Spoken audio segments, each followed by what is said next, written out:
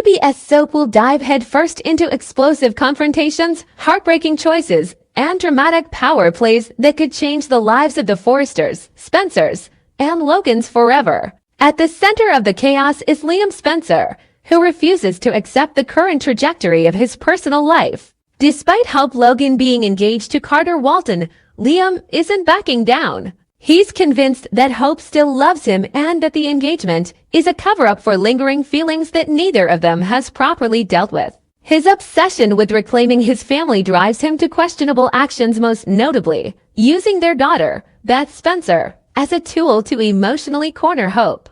In one disturbing moment, Liam arranges for Beth to bring up memories of them as a family, hoping it will stir Hope's emotions and make her reconsider Carter. Hope, visibly shaken but determined, reminds Liam of her current engagement and the stability Carter provides. She insists Liam had his chance and lost it, but Liam refuses to let go. Carter Walton, normally calm and composed, isn't oblivious to Liam's persistent intrusion. In an upcoming private conversation, Carter confronts Liam directly. "There's no yelling, no drama, teaches to calm, clear warning." Carter tells Liam that if he truly respects Hope, he needs to step back and stop manipulating situations to his advantage. But Liam isn't moved. In his mind, Carter is the obstacle, not the solution. And he's determined to prove that he's the only man Hope has ever truly loved. While Liam continues his personal mission, Ivy Forrester is dealing with her own complicated emotions. After returning to Los Angeles with hopes of rekindling something with Liam, she's disheartened to realize his heart still belongs to Hope. Ivy has matured since her last run on the show, and though rejection stings, she's more concerned about Liam's happiness than her own. She expresses her support, tentative and bittersweet, and eventually reaches out to Hope herself. Ivy's revelation to Hope about Liam's undying love adds another layer of confusion and intensity to Hope's already fragile emotional state. Meanwhile, Luna Nozawa is facing a ticking time bomb of her own. She suspects she might be pregnant and quietly takes a test. The results send her into an emotional spiral. If she's carrying a child, it raises enormous questions not just about her future, but also about her involvement with Will Spencer and her complicated dynamic with Electra Forrester. Luna isn't just battling fear. She's calculating. A pregnancy, she believes, could shield her from legal consequences hanging over her head. Luna is entangled in something much deeper than romance, is something that could land her in prison. She thinks that carrying a child might be her only path to redemption, or at least delay. However, her logic is flawed, and her desperation is starting to show.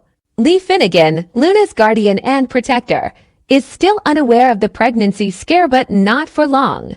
Lee begins to suspect that Luna is hiding something serious. She starts putting pressure on Luna, warning her that she's already spoken with a lawyer to ensure Luna's future is secure, whatever that may mean. Is Lee preparing for a custody battle? A legal intervention? Or is she trying to quietly erase Luna from the family's narrative to preserve their reputation? At the same time, Luna's relationship with Will and Electra spirals. Will, always trying to balance loyalty and ambition, is trapped between two women who are rapidly spinning out of control. Electra, suspicious and calculating, begins to wonder whether Luna's pregnancy is real or a manipulation. If Luna is indeed pregnant with Will's child, it could tie her to the Spencer legacy permanently. And that's something Electra won't tolerate. There are whispers that Electra may go to extreme lengths, maybe even bribe a doctor, tamper with records, or hire someone to resolve the problem before it grows. As this web of deception thickens, the Forresters are also facing serious internal battles. Thomas Forrester is back, and he's wasting no time. His return to the canvas kicks off with a powerful confrontation with Brooke Logan. Brooke, never one to back down, is still furious over Thomas's past manipulation of Hope and Douglas. Despite Thomas's attempts at redemption, Brooke doesn't buy it. Their confrontation is less about shouting and more about psychological warfare. Brooke threatens to go public with information that could damage Thomas's standing at Forrester Creations.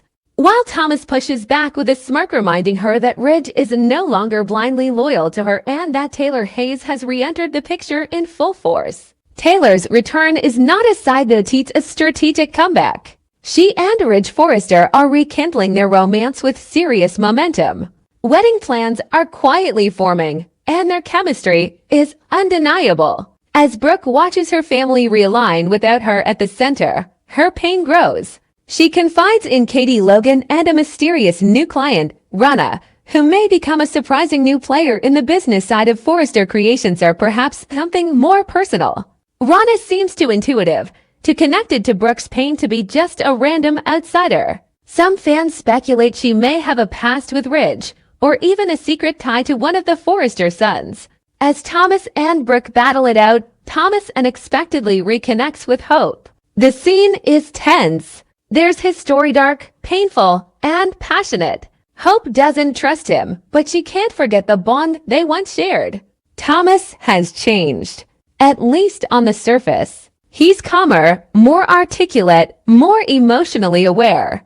But there's an undercurrent of danger, a sense that he's only playing nice until he gets what he wants. And what he wants, clearly, is Hope. Their conversation is thick with subtext. Hope tries to resist, but something in her eyes says she's tempted, made not to resume a romance, but to feel desired, appreciated, and understood again.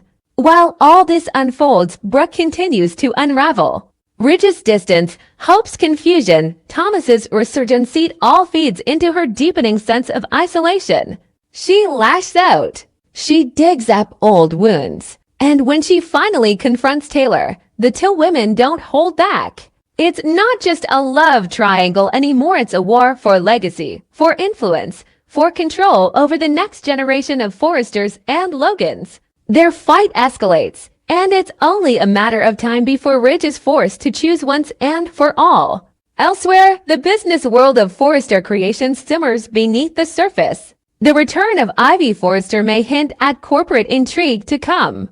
Her knowledge of Australian markets, her old designs, and her connections could bring Forrester into a new global phase. But only if she can keep her emotions in check and not get sucked into the family drama swirling around her. As September 12th approaches, every character on the canvas seems poised on the edge of transformation. Hope must decide between the calm security of Carter, the chaotic passion of Liam, or the haunting familiarity of Thomas. Liam is crossing ethical lines to win her back. Lena may be carrying a child that changes everything for better or worse. Brooke is on the brink of personal collapse or reinvention, depending on how far she is willing to go to reclaim her power.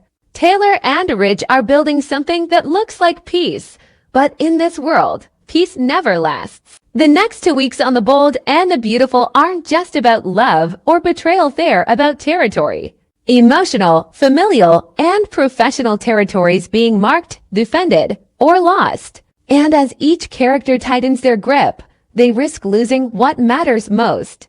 A mysterious boat accident in Naples Bay has sent shockwaves through the world of The Bold and the Beautiful. Dr.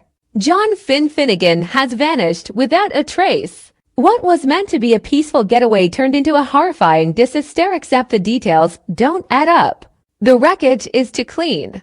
The timeline doesn't make sense. No body was recovered. And most telling of all, the Coast Guard discovered evidence that the accident scene may have been staged. Now, a chilling question hangs in the air. Was Finn's disappearance an accident or something far more sinister? Back in Los Angeles, Steffi Forrester is consumed with panic. The call from Naples came late at night, a capsized boat, an empty shoreline, a set of personal effects identified as Finn's. The officials called it a tragedy. Steffi refused to believe it. Her instincts screamed that something was wrong. And deep in her gut, she felt it. Finn wasn't dead. He was being hidden. Or worse, hunted.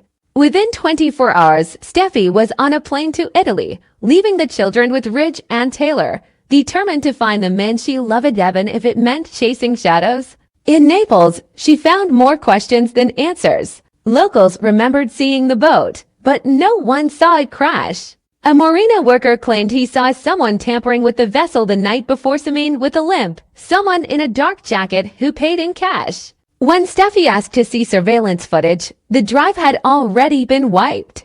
The hotel Finn had booked for their second night. Empty. Untouched. Still registered under his name. No checkout. No phone calls. No paper trail. All of it reeked of a setup. And Steffi could only think of two names, Sheila Carter, or someone even worse. Meanwhile, back in Los Angeles, Lee Finnegan began her own investigation, going over Finn's medical records, emails, and past communications. She found something troubling, an encrypted file on Finn's laptop marked with a single word Forrester. The file had been created only a few days before the boat trip. Its contents, corrupted, unreadable. Lee grew suspicious. Had Finn discovered something he wasn't supposed to? Something that could threaten the family? The Forrester family, still grieving, also began to fracture under the pressure. Ridge and Taylor tried to hold things together, but emotions ran high. Brooke suspected foul play from the beginning and accused Sheila of involvement, but there was no proof. Sheila, under house arrest after her last scheme, denied everything. But her eyes told a different story. Cold. Calculating. Like she knew more than she was letting on. And then, just when hope had begun to fade, across the ocean in a rundown emergency room near the outskirts of Palermo, a man was rushed in. Unconscious. Broken ribs. Facial bruises. Water in his lungs. No ID. No memory. He stayed silent for 2 days until he sat up, opened his mouth, and said only one word. Forrester. The attending nurse didn't recognize the name. She passed it to hospital administration. They flagged it in their system. Attack with a cousin in Florence typed it into a browser and found headlines about a missing American doctor in Naples. A call was made. And just like that, the mystery man had a name, John Finnegan. But this wasn't a reunion yet. Finn didn't remember anything beyond flashes of water, screams, and shadows. In his dreams, he saw a masked figure. A boat engine, a hand with a tattoo, a voice speaking in Italian. Over the next several days, his strength returned, but his memory did not. What he did have, however, was instinct and a growing sense of danger. Someone wanted him gone. And if they knew he was alive, they wouldn't stop until he disappeared for good. Word finally reached Steffi, who had nearly given up and was boarding a flight back to LA. When the call came, she rerouted immediately, heart pounding. In Palermo, she entered the hospital and froze. The man in the bed was battered and unfamiliar, but when he looked at her, something sparked. Not memory, not recognition, but feeling. His hand moved toward hers, and for a brief moment, everything stopped. I don't know who you are, he whispered, but I feel like I've known you forever. It was enough. The road back would be long, but he was alive. Finn was alive, but the story doesn't end there. In fact, it was just beginning, because this wasn't Sheila's doing it this time. Through a secret network of encrypted messages and anonymous tips, Rich uncovered something far more disturbing. A name kept surfacing in connection to black market activity, medical data leaks, and an underground lab shut down by Interpol 5 years ago. Dr. Silas Goran, a former colleague of Finn's, presumed dead after a scandal involving illegal human trials. But now Goran's name was back and tied directly to the encrypted Forrester file found on Finn's laptop. Turns out, before the accident, Finn had begun investigating a new pharmaceutical operation operating under the radar in Europe that had ties to a private clinic in Paris and a shadow investor with direct interest in Forrester creations. Finn had stumbled upon something he wasn't supposed to. A black market project involving DNA manipulation, funded by stolen Forrester tech. The deeper he went, the more dangerous it became. Goran, bitter and brilliant, had resurfaced to exact revenge not just on Finn, but on the entire Forrester family. The boat accident wasn't an accident at all, it was a failed assassination. And the wreckage was a message. Stay out of Europe. Stay out of the dark, or you'll be next. Finn's survival changed everything. Now Goran had to act fast. And so began a new chapter for the bold and the beautiful, one that blended family drama with international intrigue. As Steffi helped Finn recover, bits and pieces of his memory began to return. A name, a lab, a flash drive hidden in their luggage. With every step forward, the news tightened. Sheila, though not involved, took interest. She knew Goran from long ago, a time she never speaks of. She warned Lee, Silas doesn't kill for revenge. He kills for sport. But no one listened to Sheila. Not until the first body showed up. A Forrester Creations consultant in Paris. Strangled. A note left behind. Stop digging. The Forrester family had a choice. Step back or fight. Ridge, Taylor, Brooke, Steffi, and even Hope began to rally, dividing their resources, protecting their people, and preparing for a war that none of them fully understood. The stakes had moved beyond fashion, beyond affairs. This was about survival. Meanwhile, faithfully remembering Goran's lab insisted they return to Italy to find the flash drive. Hidden beneath floorboards in the villa they were meant to stay in, it contained files, names, formulas, and photos linking Goran to shell corporations now invested in Forrester stock.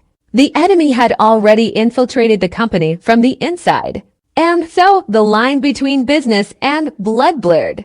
Carter stepped in to lock down legal protections. Thomas took charge of security. Zende worked on cybersecurity.